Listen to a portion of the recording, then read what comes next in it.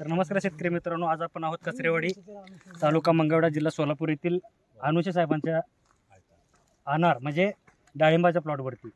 तर ह्या प्लॉटवरती सगळ्यात महत्त्वाची गोष्ट, गेल्या वर्षी तेलाचा प्रादुर्भाव होता. यावर्षी तुम्ही काय काय केलेलं ते जरा सविस्तर सांगा. छटणी अगोदर आपण कॉपर सल्फेट मारलं 3 वेळा प्रभातचं. त्यानंतर भेसळ डोस दिला. भेसळ डोसमध्ये काय काय वापर, किती प्रकारचे प्रोडक्ट होते? 12 प्रकारचे होते. टोटल 18 प्रकारचे प्रोडक्ट. 18 प्रकारचे प्रोडक्ट असतात. आणि यावर्षी तुम्हाला काय फरक जाणवला डाळिंबामध्ये? डाळिंबामध्ये साईज आली. परत मागच्या वेळेस जी तेलाचं प्रमाण होतं ते कॉपर सल्फेटमुळे किती टक्के तेल आहे सध्या बघायचं म्हटलं तर? आता सध्या तेल नाहीच बघायला. तेल आता सध्या बघायला सुद्धा नाही. हा सगळ्यात महत्त्वाचा विषय असा आहे की कॉपर सल्फेटचे ज्या वेळेला छाटणी झाली होती, छाटणीच्या अगोदर 3 स्प्रे कॉपर सल्फेटचे दिले होते आणि छाटणीनंतर सेटिंग झाल्यानंतर आपण साधारण 2 ते 3 स्प्रे दिले होते. त्या 3 स्प्रे आणि टोटल 6 स्प्रे नंतर आज संपूर्ण प्लॉट, किती झाड आहे तुमची? 450 झाडामध्ये एकही झाड असं नाही की याच्यामध्ये तेल तुम्हाला बघायला मिळेल. थोडक्यात आम्हाला सांगायचं आहे की मार्केटमध्ये पुष्कळ प्रकारचे कॉपर सल्फेट मिळतात. कॉपर सल्फेट खूप स्वस्त मिळतात, 300, 200, 400 रुपयेपर्यंत मिळतात. आपला 800 रुपये किलो आहे. ह्याच्यामध्ये काहीतरी कंपनीने गुप्त सिक्रेट कंटेंट टाकलेला आहे, जो काय आपल्याला पण मला सुद्धा इथे सांगता येणार नाही. किंवा महत्त्वाचा विषय काय की शेतकऱ्यांना जो रिझल्ट पाहिजे तो अपेक्षित रिझल्ट या प्रोडक्टच्या माध्यमातून शेतकऱ्याला मिळतोय, जे आपण सिद्ध करून दाखवलेलं आहे. पाठीमागचे आपण काही व्हिडिओ काढलेले आहेत, ते जर आपल्या लिस्टमध्ये. कधी आपण छाटणी घेतली होती? 13 नोव्हेंबरला छाटणी घेतली होती. 13 नोव्हेंबरला छाटणी घेतली होती. त्यावेळेला आपण एक व्हिडिओ बनवला होता. त्याच्यामध्ये आपण जे तेलाचे जे स्पॉट होते झाडाच्या पानांवरती, ते फळांवरती, सर्व प्रकारचे स्पॉट होते, आपण ते डिटेक्ट केले होते. तो जर व्हिडिओ आपल्याला सापडला तर आपण या व्हिडिओमध्ये ॲड करू.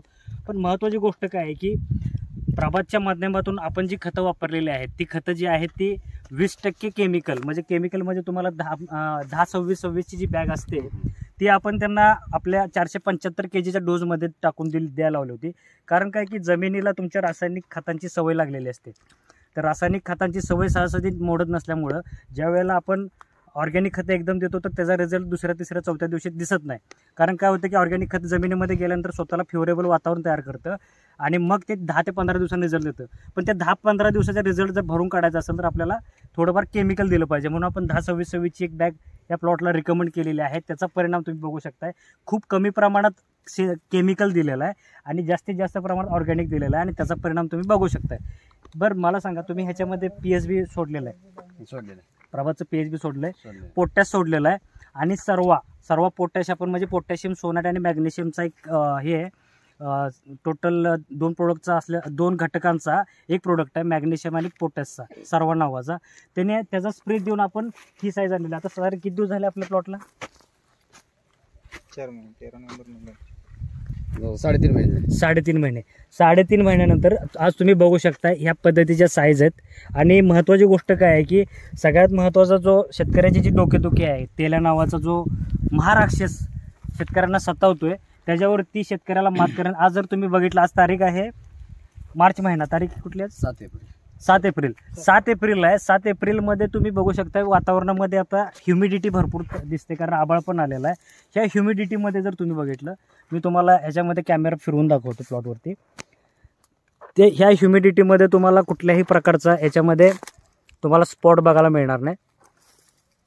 आणि ह्याचा आपण पूर्ण व्हिडिओ आपण साधारण ज्या वेळेला हार्वेस्टिंगचा दिवस असेल त्यावेळेला आपण तो व्हिडिओ काढणार आहोत. तर तत्पूर्वी आपण ह्या व्हिडिओच्या माध्यमातून तुम्हाला बघू शकता की कुठल्याही पद्धतीचा, आता ह्याही झाडावरती फळं पुष्कळ आहेत आणि कोणत्याही पद्धतीचा कुठल्याही प्रकारचा ह्याच्यामध्ये तेलाचा स्पॉट तुम्हाला बघायला मिळत नाही.